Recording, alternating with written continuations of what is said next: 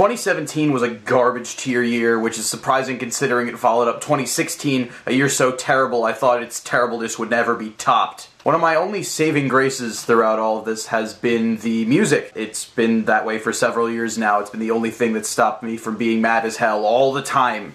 Now I'm only mad as hell most of the time. And thankfully 2017 had a lot of great music coming from all sorts of places. So last year I did a top 30 list for 2016, but this year there was so much I wanted to talk about that now I've bumped it up to a top 40 albums of 2017. I might be getting it a bit far over my head here. And so along the way on this list we'll talk about EPs and honorable mentions and all that sort of stuff. But since there are 40 albums, let's just cut right to the chase and get through the first half of the list. I'll go through that a bit quicker, and then once we get to the top 20 I'll start to slow down and you can really get more of a sense of like what I think, but you know, I put all these albums on here for a reason. I like all 40 of them. So we're just gonna go through 40 to 21 in a relatively orderly fashion here. At number 40 we have King Cruel's moody and very jazz-tinged psych rock record, The Ooze. At number 39 we have a sweet comeback record from James Murphy and LCD Soundsystem, American Dream. And at number 38, Funeral Doom duo Bell Witch with their album Mirror Reaper. At number 37, Code Orange makes their major label debut with Forever, and they rock as hard as they ever have. And at number 36, Troy Roberts swings for the fences on Tales and Tones. At number 35, Swedish avant-garde jazz group Angles 9 makes a pretty potent political statement on their newest album, Disappeared Behind the Sun. And at number 34, metallic hardcore goes shoegaze on the new 100th album, Rare. At number 33, Father John Misty's simultaneously bleak and tongue-in-cheek ode to humanity and all of its fucked upness, pure comedy. And at number 32, Thundercat gives us an idea of what Adult Swim would sound like if it was condensed into musical form on his very, very strange and hilarious and awesome album Drunk. At number 31, post-rock legends and lib-left comrades Godspeed You Black Emperor create a stirring call to action with their newest album Luciferian Towers. At number 30, Kevin Abstract associate Roy Blair releases his debut album Cat Heaven, combining the best of indie rock and R&B into a really unique flavor. At number 29, the magnificent Julian Baker augments her Telecaster and piano with strings and a renewed sense of defiance on Turn Out the Lights. At number 28, some of the most well-produced and well-written and utterly gorgeous pop songs to come out this year, Perfume Genius's No Shape. At number 27, the First Lady of Top Dog releases her debut, and it's just as catchy as it is playful, SZA's Control. At number 26, Open Mike Eagle pens a love letter to his upbringing in the Robert Taylor homes of Chicago on Brick Body Kids' Still Daydream. At number 25, some of the most hungry and desperate bars to come out of this rapper's career since 2011, King Kendrick Lamar releases his newest, Damn. At number 24, tenor saxophonist Bob Reynolds releases his guitar band album. He put together a group of just guitars and a bass and a drummer and him, and they played a set at Blue Whale in Los Angeles completely in the raw, and these are the results. It's just a lot of fun. Bob Reynolds Guitar Band. At number 23, Colin Stetson combines his virtuosic saxophone playing with some crazy avant-garde metal featuring liturgy drummer Greg Fox on the self-titled album from his new band XI. At number 22, Irish music producer Igloo Ghost puts together some of the most exciting, shape-shifting, and utterly restless wonky I've heard in a while on Neo Wax Bloom. And at number 21, Sampha fuses R&B and neo-soul with post-dubstep and future garage and electronic music, and some really, really heartfelt lyrics on Process. So before we move on to the top 20, I'm just going to list off, I have a list of some of my favorite EPs here. These are in no order other than alphabetical. I'm just going to kind of list them off. So favorite EPs, Tony Allen's tribute to Art Blakey and the Jazz Messengers, David Bowie's No Plan, Converge's I Can Tell You About Pain, Denzel Curry's 13, Death Grips' Steroids, Crouching Tiger, Hidden Gapper Megamix, Maggie Rogers' Now That the Light is Fading, Rina Sawayama's Rina, Kamasi Washington's Harmony of Difference, and Paul White with Danny Brown's Accelerator. And now we can get into the top 20. Now at number 20 we have Brian Blade and the Fellowship Band's 5th album in their 20-year history, Body and Shadow. Brian Blade's been one of my favorite drummers for a really long time, and this Fellowship Band has always been one of his most interesting projects. They combine regular straight-ahead jazz, which all these members excel at, with Americana, folk music, country music, gospel music, and it's a very interesting combination. And this album is only slightly over half an hour long, but it still packs in some of the group's most excellent compositional ideas and improvisations and group collaborations. Really, this is not so much one of those jazz groups where you have head and a bunch of solos and then they play the head again. It's more of like everyone's contributing to the music in equal amount all at the same time, and it's a really interesting idea that I think a lot of groups could benefit from experimenting with a lot more. At number 19, Uneven Structure's long-awaited follow-up to their 2011 album Fibris, which is probably my favorite album that uses a gent guitar tone which wasn't made by Meshuggah. La Partition, The Partition, they're a French band, I don't know how to speak French. This was a 6-year wait to get this album, and given that it's following up Fibris, which is one of my favorite albums of all time, I came to it with moderate expectations, and I think even those were completely blown out of the water. I just love their use of these really heavy guitar tones and riffs against really ambient textures. There are a few bands that do this, but I think Uneven Structure have always been the best at it, despite having only like one album and one EP before this. At number 18, King Gizzard and the Lizard Wizard released 4 albums this year. They might have a 5th one coming in the days after I film this, but I don't know yet. Yeah, they did actually wind up releasing that 5th album. It's called Gumboot Soup, and I have not listened to it yet, but maybe I will soon. I don't know. They've been putting out an album every year, or 2 albums every year. This year they put out. So of the 4 albums that we've gotten, my favorite is probably Murder of the Universe. It's a great album title. It's probably my favorite Gizzard album overall as well. Just love the cartoonishly over-the-top stories and the tongue-in-cheek spoken word narrations and the incredibly badass riffs. It's just King Gizzard at their peak form as far as I'm concerned. But also, of course, shout out to Flying Microtonal Banana, Sketches of Brunswick East, and Polygondwana Land, and Gumboot Soup. It's really difficult to put out this much music in a year that's this consistently quality, so big ups to King Gizzard for that one. At number 17, my favorite new discovery in the indie rock world this year was a guy from New Zealand called Kane Strang, and he just released his first album this year that was recorded in an actual studio rather than a bedroom, 2 Hearts and No Brain. It's out on Dead Oceans, and I think if he's able to keep putting out music that's this consistently good, he's got a very long career ahead of him. There's a lot of hits here of post-punk with alternative rock and emo and shoegaze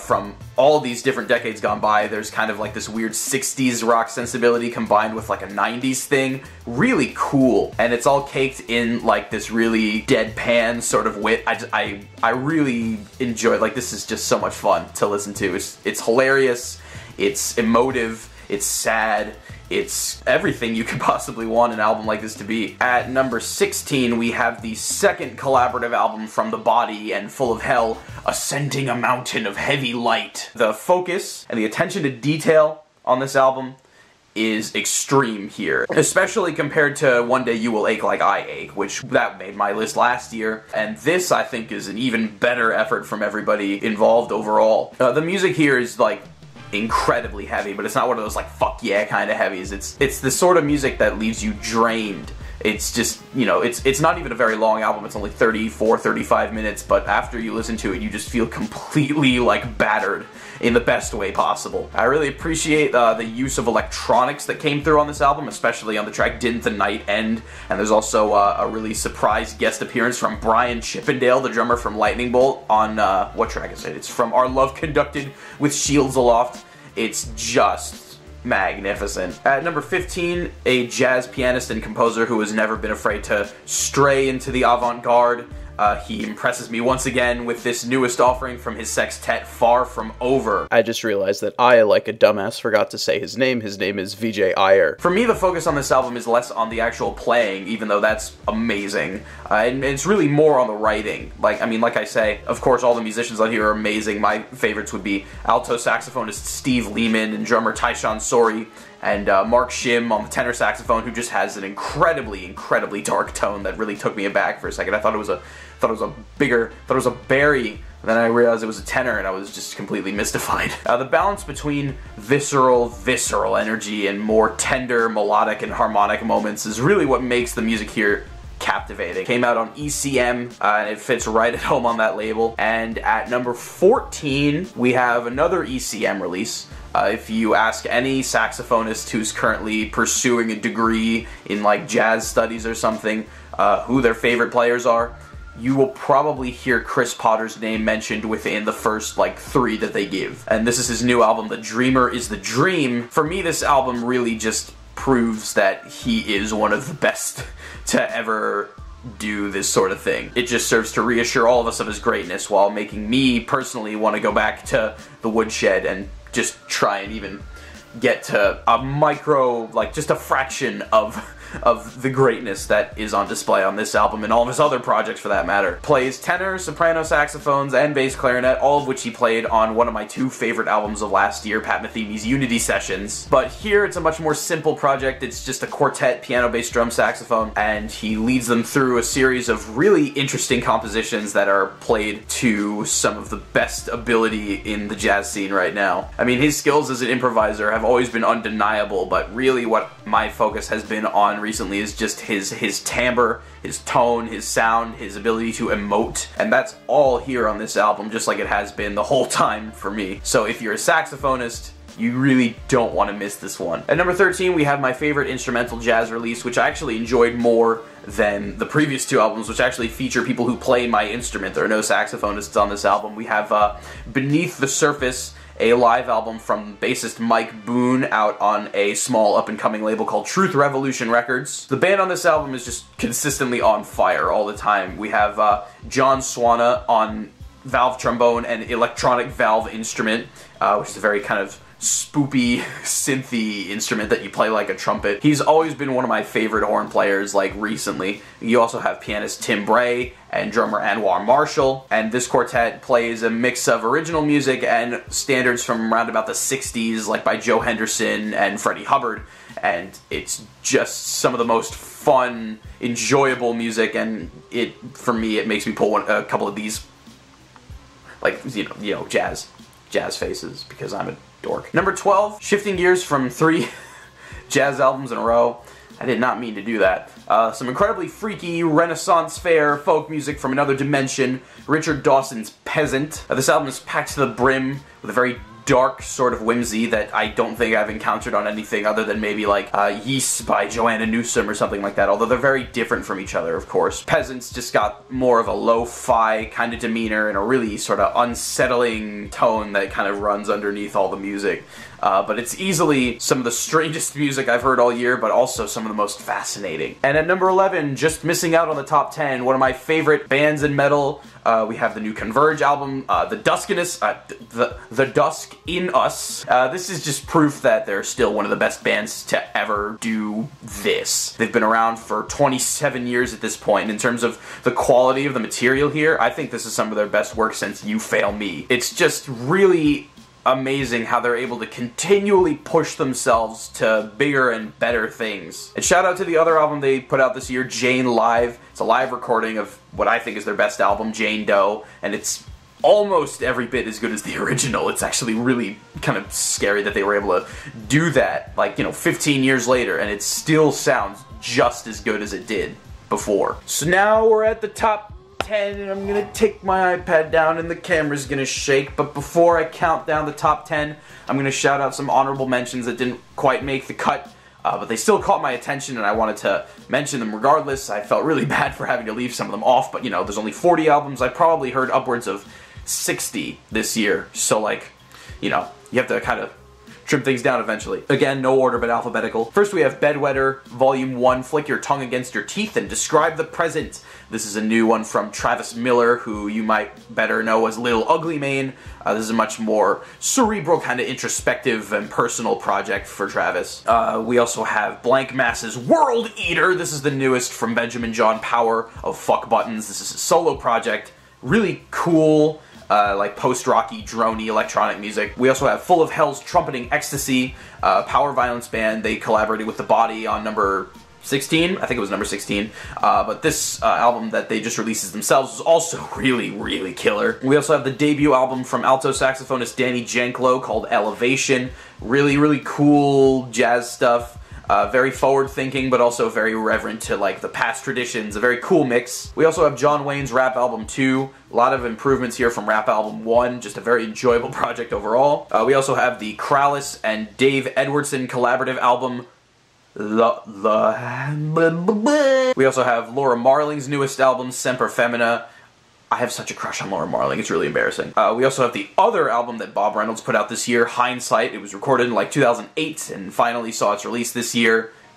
Just awesome stuff. Next we have the newest from Sorority Noise, You're Not As Blank As You Think. I think that's how you pronounce it. Just some really cool emo pop punk type stuff. Not usually my dig all the time, but I have a lot of friends that really enjoy this style, so I get kind of exposed to it a lot. And, you know, it's good. It's really good. This is done really well. Next we have Colin Stetson's All This I Do for Glory, which is his solo album. First solo album after the New History Warfare albums, I think. Still just as impressive as ever. Solo saxophone, circular breathing, microphones all over the room. You know the process by now. If you know Colin Stetson, you know what this is going to sound like. And this is just another series of really good compositions performed excellently. Excellently? Is that a word? I don't know. We also have the collaborative effort from Sufjan Stevens, Nico Muhly, Bryce Dessner, and James McAllister, Planetarium. Definitely a very interesting album for Sufjan. I mean, it kind of harkens back to the Age of Odds in a few ways, but very spacey, and there are definitely moments where, you know, people other than Sufjan, because a lot of people were just listening to this for a Sufjan album, but you have to realize you also have Bryce Dessner and Nico Muhly, who are two very important people in new music right now, like contemporary classical and all that sort of stuff. So they definitely put their mark on this album as well, and it's just a really unique, spacious experience overall. And we also have Wolves in the Throne Room with Thrice Woven. I think this is their best album since Black Cascade. Really, really cool US black metal over here. And just for shits and giggles, Jaden Smith's Sire. I thought it was pretty decent, actually. I think, you know, he has the ability to put out a really good project. He just needs to get less corny. So with that, we're going to go into the top 10 now. Top 10, top 10, top 10, top 10. At number 10, one of hip-hop's most underrated rappers throws a rave, Vince Staples' Big Fish Theory. The beats on this album are really what steal the show for me. They're just absolutely nuts. And they draw from influences less hip-hop-wise and more from house and Detroit techno and other forms of electronic music that are a pretty far cry from what Vince was doing on Summertime '06 and even on Prima Donna. And we have production credits on this album from people like Christian Rich, GTA, and Sophie, and Justin Vernon even shows up for Crabs in a Bucket. Vince changes up his flow a lot to accommodate these beats. You know, in the past he's been very kind of behind the beat, sort of that cool, chill sort of flow, but now he's really on top of things on this album and just very, very energized, and just it's just so much fun just listening to his flow. And then you top that with features from Damon Albarn, Ray J, and Kendrick Lamar himself, and to me, you've got a winner. I think this is some of the most forward-thinking and underrated hip-hop that's come out all year. Now at number 9, we have an album that seeks to remind us all that there's nothing poetic when the people we love are taken from us. Mount Erie, A Crow Looked at Me. A lot of you might be wondering why this isn't higher up on the list, and to be honest, I think I would just kind of feel weird about ranking it higher, like being like, oh, this is the best album of the year, because in some ways I don't really want to celebrate what this album is about. As much as I really enjoy and love and appreciate the music here, I just don't really think there's anything positive or entertaining to be taken from it. This is not music that is made for entertainment. This is a very, very personal experience. It's a really difficult listen. I've only listened to it about 3 times so far, and it's had as much of an impact on me as albums I've listened to like 10 or 20 times this year. Phil Elverum is incredibly candid on this album, just about the nature of the events that have transpired. We've gotten albums in the past few years about dead mothers and sons and selves and spouses and all that, but rarely do these albums not try to seek some deeper poetic meaning that can be taken from all of it. You know, like, there's always a silver lining at the end of some of these albums, but in this case, you know, there's just, you put all of your effort into it and you just don't really get anything out of it. This album about death stands out from other albums about death in sort of the way he deals with it, and also musically it's incredibly sparse, even compared to something like Carrie and Lowell. It's just completely raw and completely unfiltered, and, you know, the music is still in the Mount Erie style, but it really takes a back seat. This is really more of a Phil Elverum experience, and I don't want to go too deep into it because you probably already know what it's about, but if you haven't heard it somehow, if this somehow slipped under your radar, you need to, I think, listen to it at least once. It would be perfectly understandable if you weren't able to get through it more than that. This is an album like no other we're probably going to get in a few years at least. At number 8, yet another band that sought fit to release more than one album in a year, Krallis. I put their other album on my honorable mentions with the title that I still don't know how to pronounce, but this is Go Be Forgotten. This is a progressive metal band returning back to their black metal roots after a bit of a detour on their past few albums where they were doing more of a death metal thing. I thought that was really cool. They put out a lot of really cool albums with that style, but I think this black metal sound is really what I associate with them most. And there's also a dungeon synth song on here, which is kind of unexpected, but still cool. But in terms of the metal stuff, it's some of the most haunting material I think this band has ever put out. It's fitting that this album cover looks so lo-fi and just raw, because that's really how the music feels. In terms of the material here, I think it's their best since Years Past Matter. This band has long been one of my favorites in the modern metal scene because they know how to subvert my expectations really well, and I just hope they continue to do that for a very long time after this. At number 7, we have a rapper and a multimedia personality that took the world by storm with the refinery and maturity he displayed on his newest album. I'm talking, of course, about Tyler, the Creator, with Flower Boy. On a lot of Tyler's older material, he's been way too caught up in his beefs with rap blogs and with women and all the tossing around of homosexual slurs for me to really grab my attention musically. Although he's had really good tracks, and I think he's a very skilled rapper who's always had sort of an ear for good production and all of that sort of stuff, even back in the old Odd Future days. He really put his best effort out here. This is far and beyond the best work he's ever made. Like I say, it's a long way away from his early work, especially his last album, Cherry Bomb, which just had this really blown out, kind of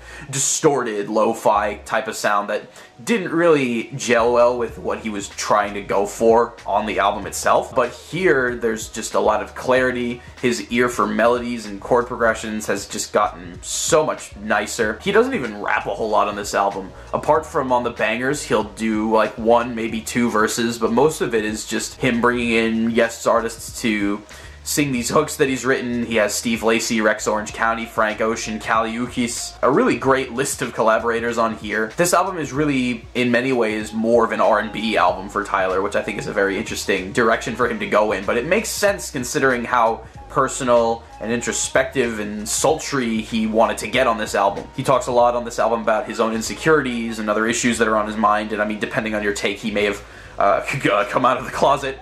I'm not one to speculate about that, but I mean, the point here is that this is far and away the best thing Tyler's ever done, and I hope he continues to bloom after this. At number 6, this artist has been trending toward a heavier sound for a few albums now, and we finally have reaped the benefits of this evolution. Chelsea Wolfe, Hiss Spun. This was recorded in Kurt Ballew's God City studio alongside longtime collaborator and Secret Weapon Ben Chisholm. Chelsea Wolfe offers up a series of very sludgy and doomy and hellish metal songs on this album. A really, really heavy sound on this thing. The production is just incredible. Gotta crank it up in your car! Yeah! Like that Full of Hell in the Body album I was talking about before, this is a very heavy album, but this really is more of a fuck yeah heavy, but it's also very, very taxing to listen to. It's just, you start to break sweats just listening to it, like right from the first track. Things just explode. It's awesome. But there are some very quiet and gentle moments on here that kind of reflect the lyrical themes of this album: addiction, insomnia, familiar relationships, and a host of other macabre subject matters. But even in these very quiet moments, you never know when things are going to turn ugly. It keeps you on your toes pretty much at all times, even in the more beautiful moments, I guess you could call them, on this album, because things will just explode. It's a very Terrace dynamic sort of situation. You either have like nothing or everything going on all at the same time, and I mean, whew. At number 5, I was surprised when I realized that my favorite jazz album of the year, not only did it not even feature the instrument I play, but also it was almost 2 hours long. Talking about Cecile McLaurin-Salvant's Dreams and Daggers. So most of this album was recorded over the course of a few nights at the legendary Village Vanguard in New York City, and it features one of this generation's finest jazz singers alongside a trio led by pianist Aaron Deal. The result is some incredibly intimate recordings of some old jazz standards with some more obscure sort of blues numbers that have been the trademark of her output up to this point. I think what makes this album so amazing is just the energy that Salvant puts to the table, the energy that her trio puts to the table, and even the energy from the audience. It all feeds into itself, and the entire vibe of this record is just so in the raw, and it feels so unedited in a way. It's a very, very fun album. It's just so much fun to listen to. I find myself wanting to listen to a few cuts from the album, and then I realized I've listened to the entire thing. Number 4, after a few years of double albums from more popular artists that were just straight garbage, we finally get a really, really good, like, double album from a major artist. We have Big K.r.i.t. with Forever is a Mighty Long Time. I think this is his best stuff since Return to Forever. I, like many others, thought that Big K.r.i.t. had fallen off forever, but all of a sudden he's back, and he's releasing some of the best hip-hop of the year. This is almost my favorite hip-hop album of the year, and you may be able to guess what my favorite is by me saying that. But point is, this is a double disc, which kind of goes into the duality between disc 1, we have Big K.r.i.t., and on disc 2 we have Justin Scott. So it's sort of this duality where on disc 1 you have these southern fried bangers for the most part, with features from T.I. and CeeLo Green and Bun B, and it's just so much like fun. These tracks bump. But then on disc 2 we get more of an introspective sort of thing. We have religious themes, we have Justin Scott dealing with his own issues as a person on some very, very intimate songs like Bury Me in Gold and Drinking Sessions and Price of Fame. And he produces the bulk of both discs himself, which I think is just incredibly commendable. His ear for all these different sounds that he plays with is really masterful, I think, from the bangers to the more introspective numbers. And his voice and his flow, I love that southern style, that flow. For me, that's just the cherry on top of all this that makes this one of the best projects of the year from any rapper in the game. And number 3, probably my favorite metal album of the year. Definitely my favorite metal album of the year, considering it's a number 3. Elder's Reflections of a Floating World. Goddamn. This album has so many of the things that I've really come to enjoy in metal recently. It's got this very patient and methodical execution. It's got very progressive rock influenced sounds, so you get very long tracks on this, but they never feel like they stagnate, which is a very difficult thing to do. And so you have that progressive rock sound along the usual like doom metal, stoner metal, psych metal that Elder usually plays with. And the overall sound is just super spacey and floaty. Floating world, get it? But there are definitely a few moments where things come back down to earth and they just get nice and heavy and they just sit and groove, and it's just irresistible. This is definitely my favorite of Elder's albums so far, and I'm definitely looking forward to if they continue on this sound or if they go back to what they were doing before. Whatever, I'm here for whatever they decide to do because it's all excellent. We've only got 2 more to go, so number 2 is a band that I am continuously and repeatedly floored by every time they release something. Fleet Fox's Crack Up. I am completely amazed by the ways in which the music that this band puts out makes me feel. I think their craft has only just gotten more and more refined from album to album, even if Rate Your Music disagrees with me. If Helplessness Blues was a calculated commentary on growing older, then Crack Up is the uncertainty that comes with that older age and the process that comes in learning to come to terms with the uncertainty and life in the modern world. There are clear references throughout this album to things like society's treatment of women and people of color and the general state of shock that we've all felt in the wake of everything that's happened politically over the last few years. The only thing I can think of most of the time when I'm listening to these songs, other than all their lyrical relevancy, is just that they're so unbelievably beautiful. It's the same feeling I get when I listen to Helplessness Blues, but with Crack Up, everything is much more lavish, and as with that Elder album in a strange way, fairly progressive for Fleet Foxes. There are multiple tracks here that are like actually 2 separate parts, or multiple tracks that kind of complement one another. Very, very well thought out, and you know, a lot of changes in timbre and dynamic range and vocal range and all this stuff that makes the music feel much more like it's a living being, if that makes any sense. I'm trying to explain it here and not actually look at the notes that have been right next to the camera the whole time. You know, it's hard. It's hard being a YouTuber, especially when you haven't made a video in 2 months. Other than the refinery and the maturity of the music and the lyrics, I also think it's been a bit of a help that Robin Pecknold put the band on hold for a little while, because, you know, we've come back now and it really feels like a reflection on where Fleet Foxes have been and where they're going. And for me, with Crack Up, they've just achieved a hat trick and it's the hat trick of the decade for folk music as far as I'm concerned. So for number one, let me tell you a bit of a story here. So the group that really defined my 2017 this year was a group from Texas, now in California, called Brockhampton. From the moment they dropped this first Saturation album, they had my full attention. They'd had a bold sound bolstered by a diverse array of MCs and producers, and they even let their graphic designers and their webmasters and everybody got to join in on the fun. So everyone's considered part of the group. They've got a jillion members at this point. This was a very unexpected album that just sort of came up out of nowhere for me. Even more unexpected than that was that they would put out 2 more Saturation albums that were just as good, if not even more amazing and better and awesome than the first one was. Like, oh my god. There have been multiple groups this year that put out multiple albums, you know, k.r.i.t and King Gizzard and the Lizard Wizard. But with Brockhampton, I felt their presence in, like, the digital music, online music space at all times. They were just omnipresent everywhere I went. And along the way, we got to see them really kind of come into their own as they increased the level of their craft, selling out tours and merch, making a short film.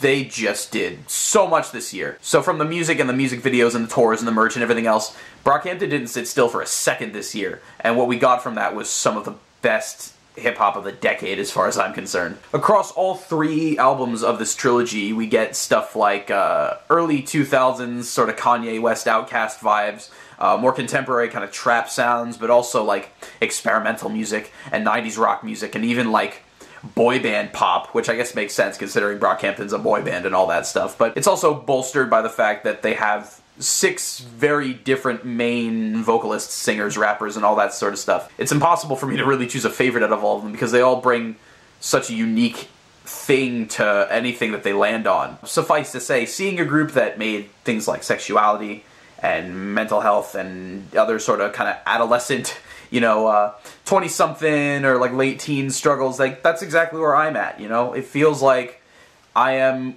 at a point where they've been or maybe still are, and of course I really, really enjoyed that big Krit album, but I can only really relate to the kind of struggles that he is putting out there so much. But here it just sort of feels like I resonate with the whole ethos of what this group is about. And that sort of feeds back into itself, and it really just kind of inspires me to bring a sort of creative energy into everything that I do. And that's really what Brockhampton for me is about. It's about creativity, it's about being yourself. I mean, you know, of course, everybody tries to say that, but really, no group has really kind of come out and just been this unashamedly themselves since, like, Odd Future. And the difference with Odd Future was, like, I feel like Odd Future was much better when they weren't being Odd Future, they were just doing solo stuff. I thought their group cohesion left a lot to be desired, but with this, with these 3 albums, I mean, it's so incredibly cohesive. So my album of the year is Saturation 3. I thought the 3rd one was my favorite. It really feels like each album got better and better as they went along, and they really knocked it out of the park with this one. But really, this #1 spot belongs to all 3 of these albums, because for me it's really hard to separate them. Spoiler alert if you haven't listened to the album, Team heads right back into Heat. So to me, I think it's pretty obvious that they meant for these to be like a cohesive trilogy where all 3 parts are inseparable from one another, and that's really how I view Saturation. So, shout out to Kevin, Amir, Thom, Matt, Romil, Joba, Merlin, Roberto, Bareface, Jabari, the other Kevin, Kiko, HK, Ashlyn, and John for giving us all you had this year. I eagerly await team effort next year, and I would be wearing my Saturation 3 t-shirt right now if it had come in the mail yet. So that's the top 40 albums of 2017. Huh. That was a doozy. So in the description you will find everything that I talked about if you want to track down some of these albums for yourself, if any of them sounded interesting to you and you somehow missed them. And in the comments you can tell me anything you thought I should have put on here or missed out on. Feels good to be making a video again after so long. So thank you to everybody on Patreon for being patient with me as usual. I took a little bit of time off unintentionally to sort of get back to the sort of IRL hustle. But, you know, I think I'm ready to step back into the ring now. So expect that Q&A that I said I was going to do back in October soon. It's a 10,000 subscriber Q&A, and we passed 12,000 and yada yada yada. I'm still gonna do it. I recorded it. I just need to do the video, so that will be out soon. As well as a few other things that I have kind of planned for next month. So stick around and stay legend.